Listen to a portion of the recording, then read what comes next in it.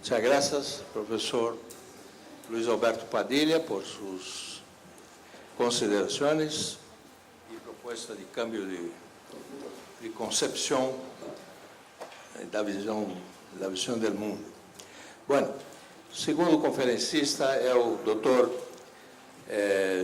Fernando Estensoro, da Universidade de Santiago do Chile,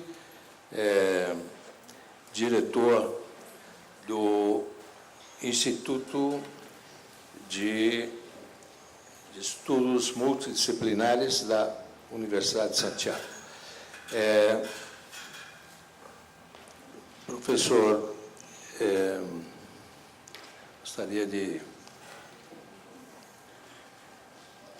fazer aqui umas considerações sobre o professor.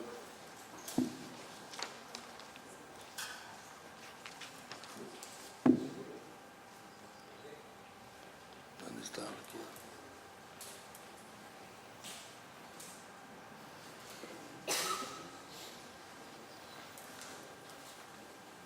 O professor Estensoro é doutor em estudos latino-americanos pela Universidade de Santiago do Chile. É geógrafo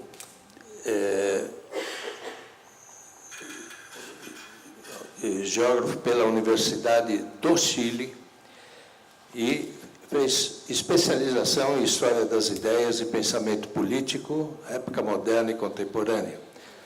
É diretor do Instituto de Estudos Avançados da Universidade de Santiago e, nos últimos anos, ele tem pesquisado sobre dimensão político-estratégica do tema ambiental, assim como o papel da América Latina na geopolítica da globalização.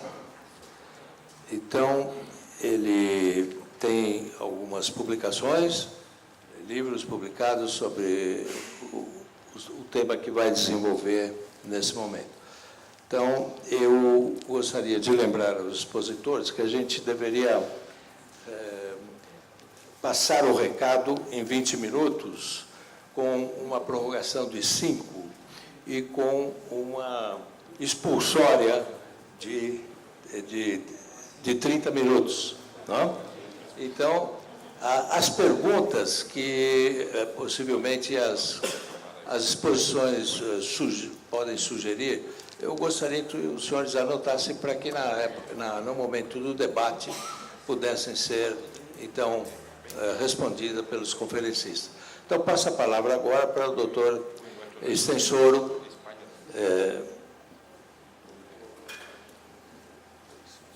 ¿Puedo cambiar? Sí. Vamos. ¿Cómo usaste? ¿Con esto? ¿Con esto? Bueno, boa tarde a todos. Em primeiro lugar, quero agradecer à CEAM, à professora Maria Lúcia, ao meu amigo professor Nilson de Paula Pires, à Universidade de Brasília por a oportunidade de estar acá hoje compartilhando com vocês neste seminário.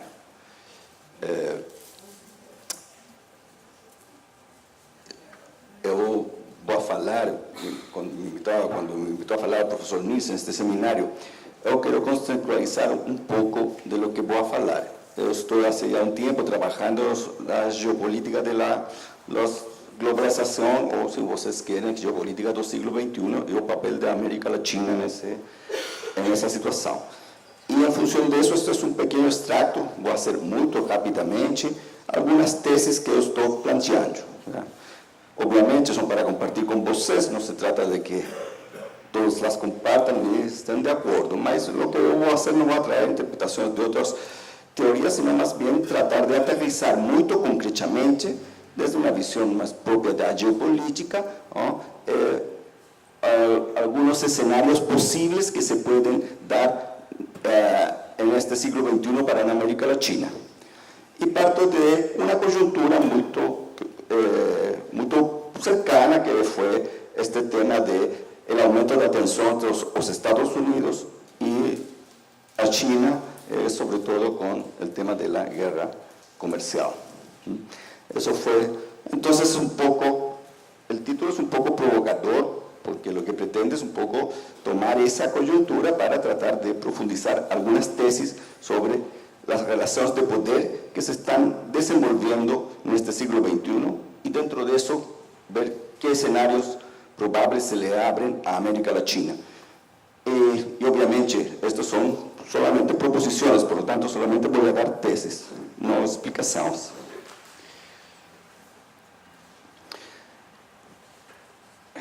Entonces tengo que... ¿Ahí? ¿Cuál? ¿Eso? ¿Cuál? ¿Este? ¿Cuál? Este. ¿A dónde se apunta?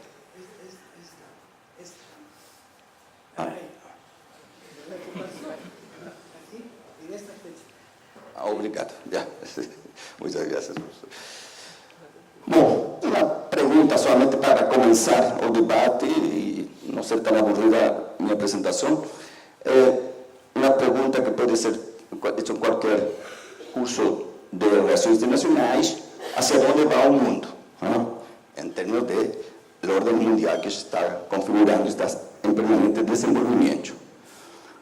En el fondo se trata, si hacemos esa pregunta, se trata de responder cuáles son las características del orden mundial que está en desenvolvimiento. Y obviamente estas preguntas se han intensificado desde que Donald Trump asumió la presidencia de los Estados Unidos el 2 de enero de 2017. Estas preguntas no son nuevas, mas siempre se están reformulando en base a, sobre todo, a los cambios de gobierno en Estados Unidos. Y lo que podríamos sintetizar, y a su consigna, que tratando de hacer por una postura muy reduccionista, ¿no es cierto?, se traduce en su propuesta de América primero, America First.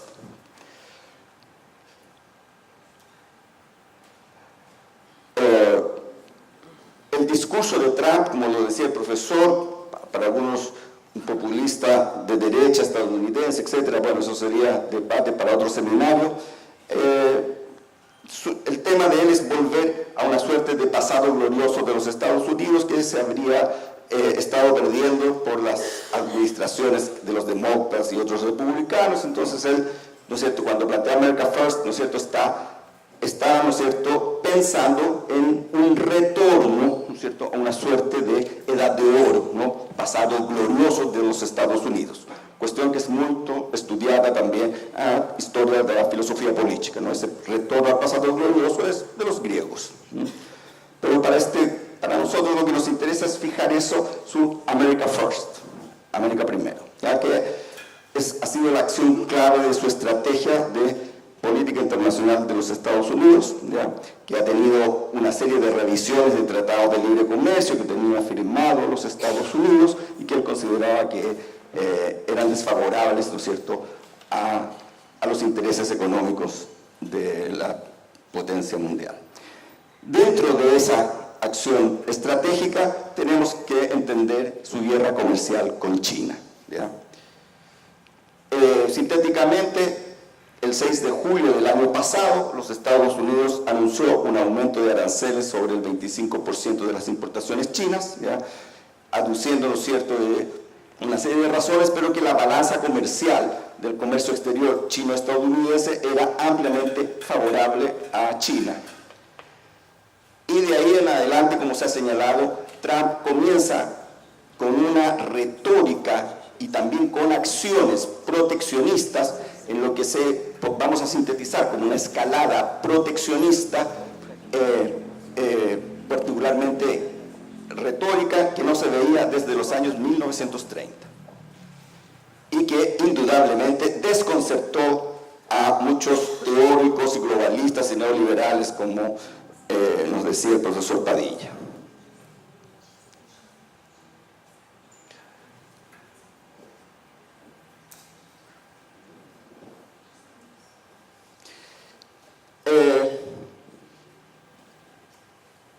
Más, yo diría, la mayor complejidad de esta política de Trump es que él y sus asesores la creen, ¿ya? Y en mi opinión ahí radica el principal problema que podemos enfrentar.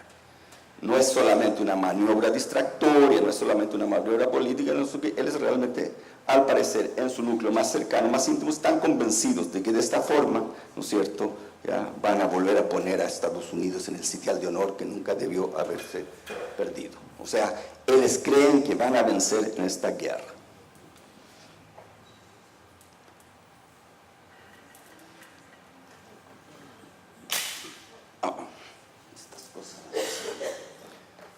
No en tanto, lo importante aquí, en mi opinión, ¿ya?, es que la posibilidad de un conflicto económico global no puede ser explicado apenas como el resultado de una acción coyuntural como es la llegada de Donald Trump al gobierno de los Estados Unidos.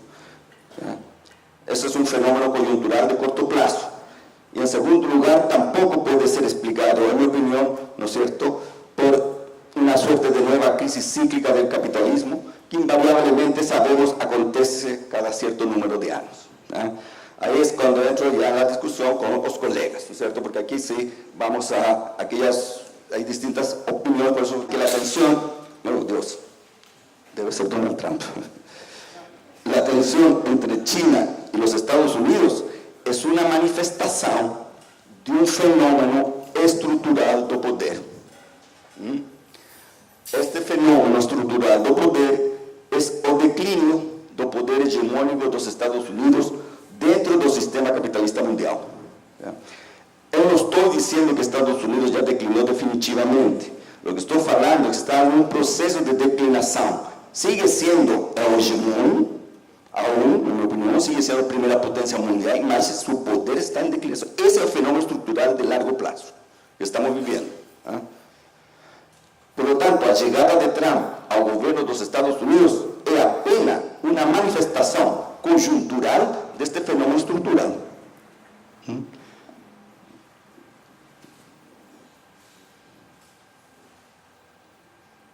Dios.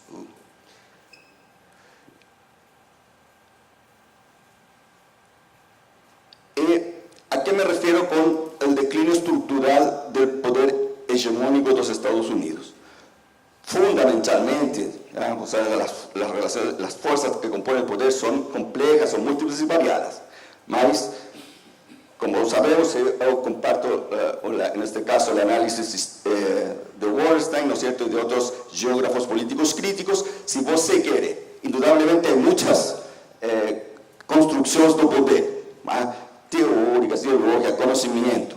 Mas hay una, como falaba en la mañana, hay muchos mundos, sí, mas hay uno que es principal. Desde mi perspectiva teórica, el fundamental es el económico. Si no sabemos cómo se produce, cuál es el modo de producción dominante en la sociedad, cómo produce, no vamos a entender nada. Por lo tanto, ¿ya?, el declinio estructural, ¿ya?, se tiene que ver en el declinio del poder económico de los Estados Unidos. Aquí hay un ejemplo, estos datos, algunos de los primeros están sacados por el propio Zbigniew Brzezinski. ¿Ya? Cuando terminó la Primera Guerra Mundial, el PIB, el Producto Interno Bruto de los Estados Unidos, era el 33% del PIB mundial.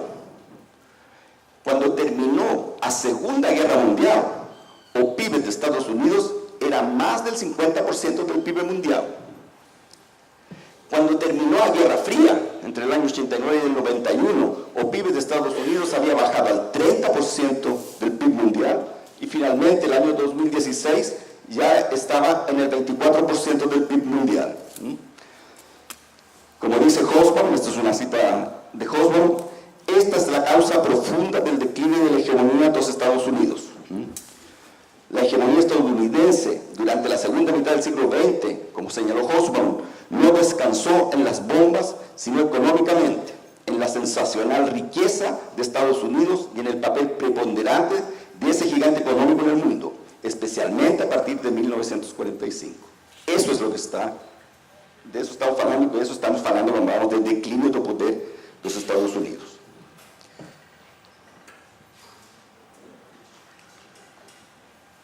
Y también, muy brevemente, para fijar algunas ideas, obviamente, los que están más avanzados en este estudio son los propios teóricos y estrategas estadounidenses. Los mejores estudios de todo tipo, gran parte, ya son los propios Estados Unidos. Mas, básicamente, ya, en los últimos 6 años, en cuanto a política, para enfrentar este fenómeno de declinio, yo creo que podemos distinguir 2 grandes líneas contrapuestas. La política que expresó finalmente Obama, una política mucho más inteligente, en mi opinión, ¿ya? Más sensata, ¿ya? Que era un declinio suave, ¿ya? Que durara todo este siglo XXI. En cuanto a política de poder, él procuró un declinio suave, controlado, ¿ya? En esa, por ejemplo, son múltiples acciones. Una de las más interesantes fue el intento de formar el TPP, el Trans-Pacific Partnership, esta asociación, ¿no es cierto?, que era una de las tantas medidas de ir creando una gran coalición económica finalmente para contrarrestar el crecimiento económico chinés, ¿ya? Y por otra parte, estamos enfrentando ahora una política de presión directa, ¿ya? Cuyo resultado puede ser totalmente incierto, y puede resultar un gran salto al vacío. Es la política de Donald Trump. Por eso algo que es muy perigoso, para mí el factor más perigoso de toda la situación que estamos viviendo ahora es que Trump cree realmente lo que fala. No es simplemente un manipulador político, sino que él cree en que es posible ganar, ¿ya?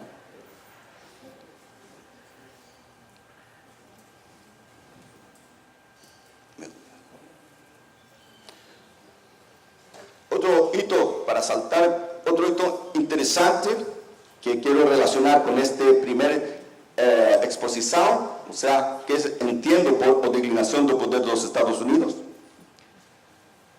es las consecuencias del término de la Guerra Fría. Este es otro tremendo debate en teoría política y en relaciones internacionales que indudablemente aquí no vamos a votar. Solamente quiero resaltar 3 aspectos que para mí son importantes.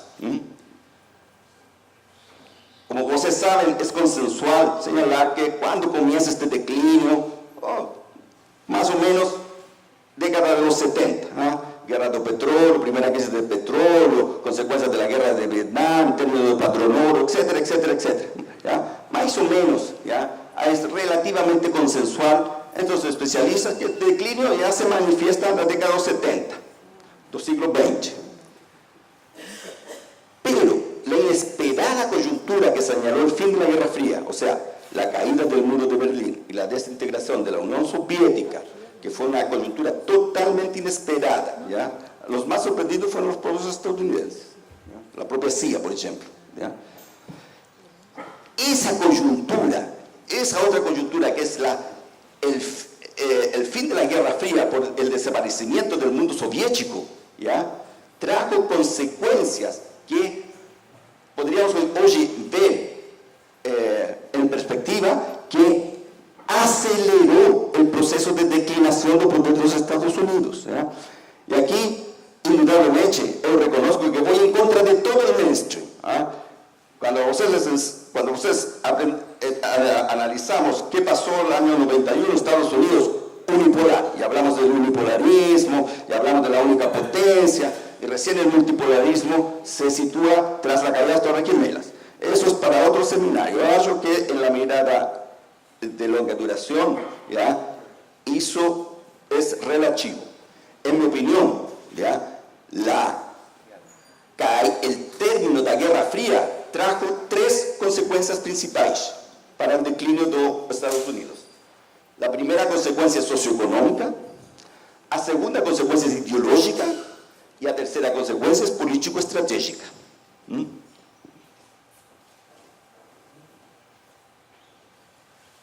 Deus, ¿qué pasó?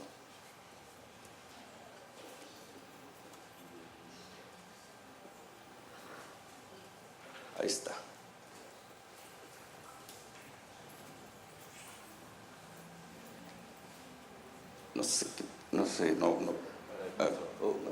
¿A dónde apunto? Ahí está, la socioeconómica. Bueno, fundamentalmente, ya se ha hablado bastante esta mañana, la socioeconómica se refiere a que aceleró el término de la Guerra Fría. Lo que hizo el término socioeconómico aceleró, ¿ya? El proceso de neoliberalización mundial, ¿ya? Recuerden que la neoliberalización se empieza a imponer con Thatcher en el 79 y con Reagan en 1980. ¿Ya? La desintegración de la Unión Soviética es una década después, 1991. ¿Ya? y ya estaba el consenso de Washington, lo que hace es acelerar la tendencia, ¿ya? La neoliberalización del mundo. ¿Ya? Eso significa el ataque a las políticas sociales propias del estado de bienestar, ¿ya? Entre otras cosas porque el capitalismo keynesiano ya no servía, mas no solamente no servía por teoría económica, no servía porque el keynesianismo fue una respuesta del capitalismo al avance del comunismo. ¿Ya? Keynes era muy inteligente. Si no se le ponía freno a capital, la mancha roja soviética, ¿ya? Que el año 33 ya estaba bastante grande, se podía expandir. Entonces ahora el capital destinado a la función social del estado del bienestar ahora se va a destinar a un proceso de acumulación, ¿no es cierto?, del mundo, del gran mundo del capital, tanto empresarial y sobre todo financiero. Y eso acelera la vorágine neoliberal mundial. Obviamente, como todos sabemos, esta globalización neoliberal ha traído serios problemas sociales. Se caracteriza por concentrar la riqueza cada vez en menos manos y, por consiguiente, profundiza las desigualdades sociales, tanto a nivel global, a nivel entre países, pero también al interior de los países. Hoy hemos hablado del cuarto mundo, se ha hablado de Piketty, etc. Lo cierto es que el fenómeno es que la concentración de la riqueza bajo el capitalismo neoliberal está concentrándose cada vez más en menos manos. El 1%, Stiglitz, todos conocemos todas esas teorías. Y hoy día, el 1% más rico de la población mundial ha alcanzado niveles de concentración de la riqueza inauditos, incluso superiores a la situación pre-crisis del año 1929. Y obviamente, para muchos la globalización no ha funcionado tan bien, ¿no es cierto? Arrojados a la cesantía, por algo desaparecen, cada vez nos transformamos, nuestras industrias están desapareciendo, ¿no es cierto? Los trabajos inestables se socializan, todo eso obedece a este fenómeno estructural. Por tanto, en síntesis, ¿cuál es la idea que quiero afirmar acá? ¿Cuál es la tesis que estoy planteando? Durante la segunda década de este siglo XXI, agora, o problema social ha vuelto a ocupar el centro de la política. Por lo tanto, ha tirado al traste de la basura las tesis postmodernas. ¿Cómo se manifiestan estas contradicciones? Bueno, de acuerdo a la coyuntura actual. El problema de la concentración de la riqueza es problema social. O problema social, el fantasma social está de vuelta. Y ahí sí concuerdo que las tesis de la globalización resultaron ser muy fracas. Trabajando en equipo se soluciona todo. Falei, la primera la consecuencia socioeconómica, ¿cierto? En segundo lugar, la consecuencia ideológica. ¿Ya? Fundamentalmente me refiero a la ilusión que vivieron parte importante de los teóricos occidentales de hegemonía, su principal aliado, europeos occidentales, Estados Unidos y Europa Occidental, fundamentalmente, ¿ya? En la década de los 90 del siglo XX, ¿ya? Que pensaron que su poder y dominio global se había instalado para siempre, ¿ya? Al desaparecer el mundo comunista soviético. Un libro que sintetizó todo esto, ¿no es cierto?, fue el de Fukuyama, El fin de la historia del último hombre. Mas, lo que yo estoy señalando es que lo interesante para mí es que esa fue una ilusión, ¿ya? Una suerte de emborrachamiento intelectual en la cual ellos cayeron, ¿ya? Que no fueron capaces, ¿ya?, de interpretar qué es lo que estaba ocurriendo. Y aquí vienen las tesis del mundo plano, ¿no es cierto? Aparecen todas las tesis y ensayos en extremo optimistas, en la medida que la globalización neoliberal avanzaba, la interdependencia económica se profundizaba, obviamente, y las barreras aduaneras nacionales se debilitaban, hablaban de la emergencia, no solo de un mercado global, sino también de una sociedad civil global, abierta y cosmopolita, ¿no? Así como la licuación y la difuminación de las fronteras nacionales, producto del libre flujo de capitales y ciudadanos por el mundo. O sea, se proponía que vivíamos en un planeta que rápida y sostenidamente se estaba transformando bajo las leyes del mercado libre en una idílica aldea próspera, liberal, democrática y pacífica. Y eso hasta el día de hoy se enseña por ilustres académicos del norte. Por cierto, había algunos pequeños problemas que solucionar, ¿ya? Pero en definitiva, la humanidad entera iba a abrazar, ¿ya?, los ideales y la forma de vida del capitalismo occidental neoliberal, ¿ya?, cuyo modelo arquetípico era la sociedad estadounidense.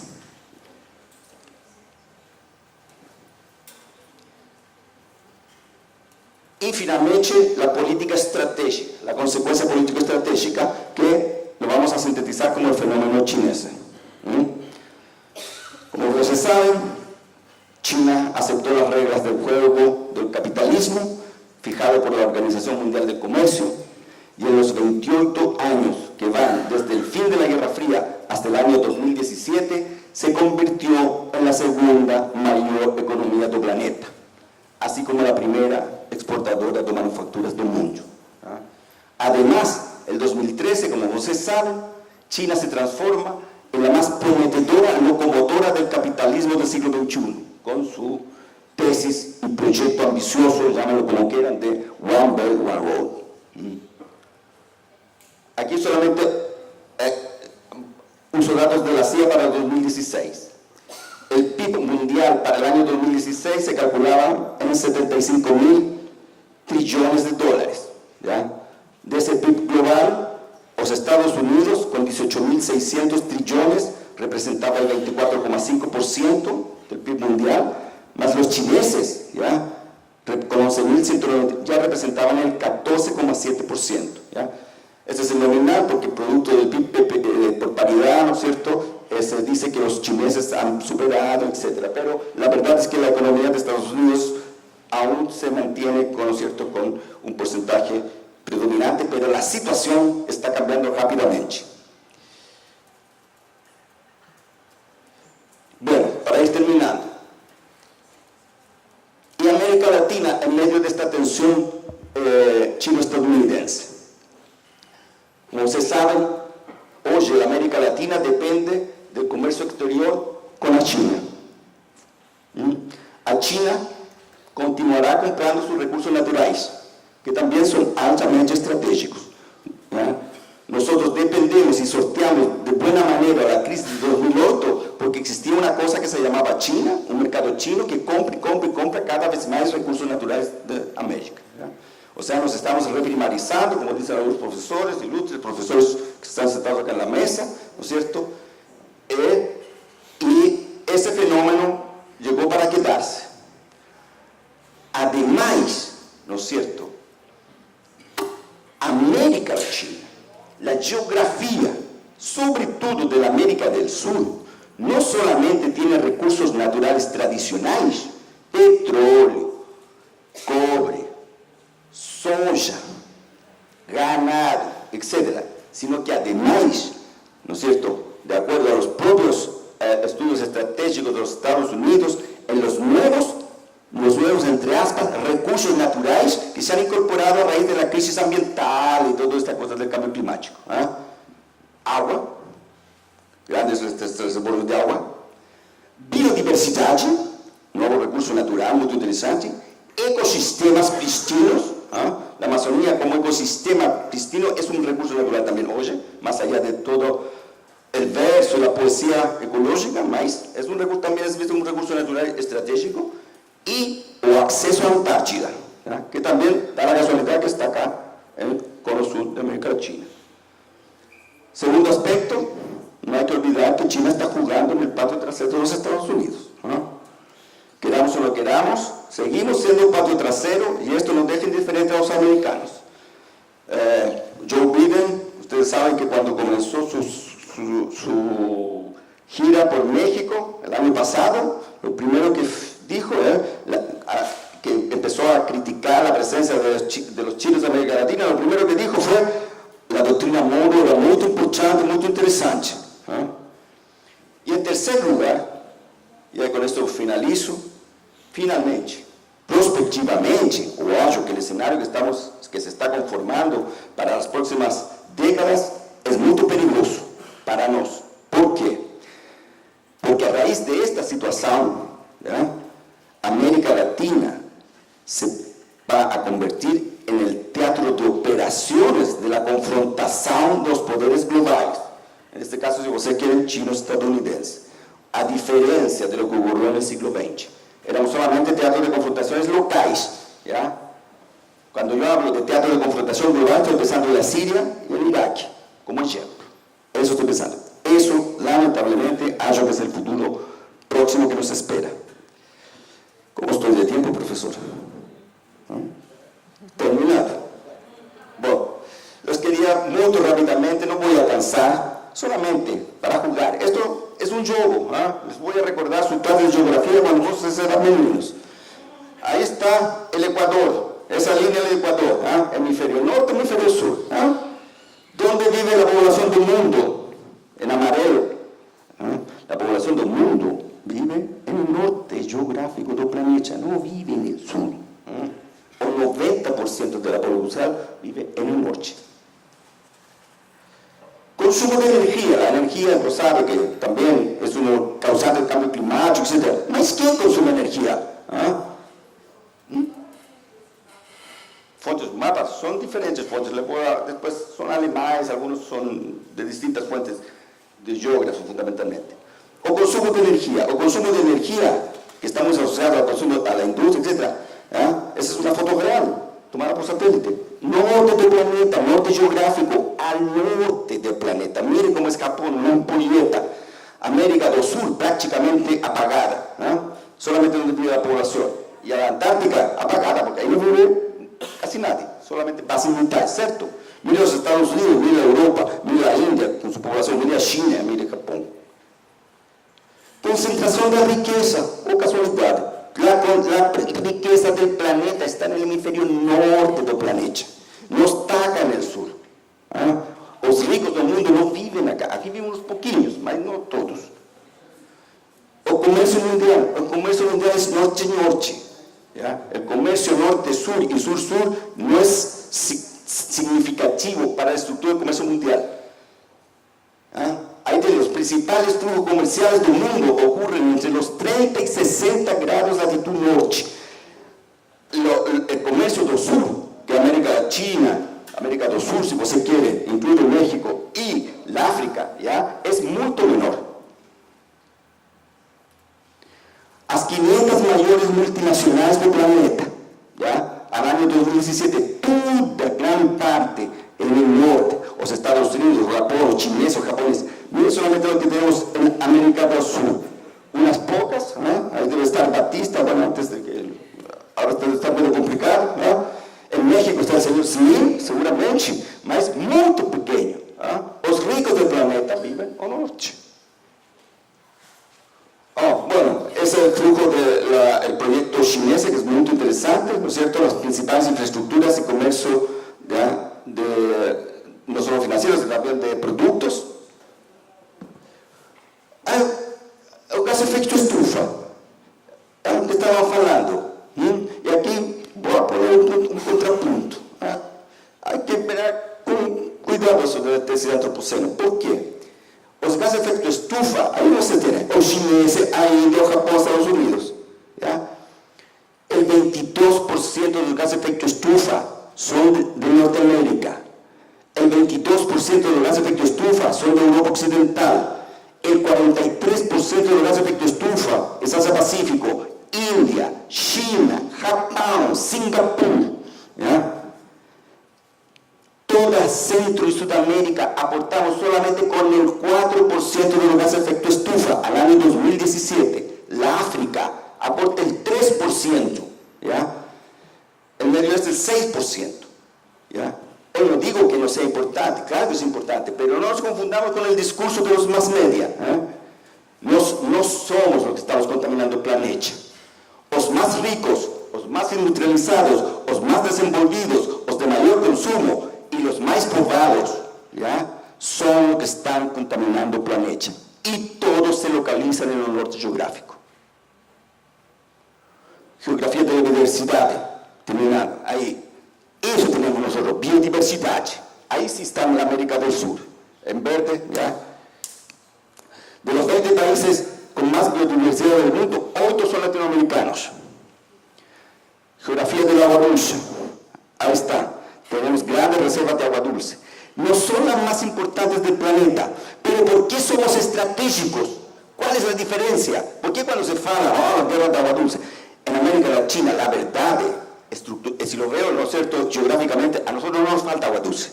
Tenemos un problema de distribución. No a toda la población les llega agua dulce, pero sí tenemos agua dulce para ahogarnos.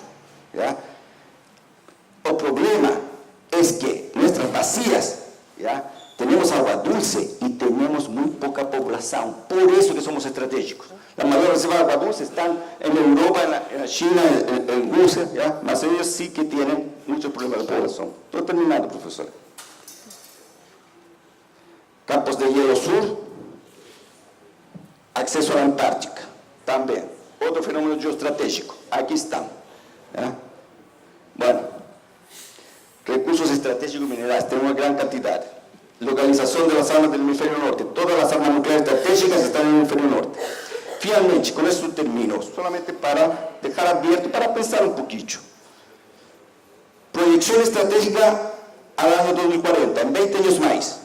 Países altamente industrializados, países altamente tecnologizados, países altamente desenvolvidos, países más poblados, países con mayor concentración de riqueza, países con los principales flujos de comercio y países con armas nucleares, todos en el norte geográfico. ¿Y qué tenemos? Nos tenemos grandes reservas de agua dulce, rica en biodiversidad de ecosistema, rica en recursos naturales, más próxima a Antártica, poco desenvolvimiento tecnológico industrial, poco poblado, solamente el 9% de la población mundial. ¿Ya? Continente desarmado, o sea, sin armas estratégicas, y continente desunido. Entonces, la posibilidad que en 2040, de sur social, a nos transformar sur absoluto, es muy alta. ¿Ya? Más encima, teniendo en consideración que aquí están los recursos que las potencias globales, antiguas y nuevas, necesitan para su lucha de poder. Muy obrigado.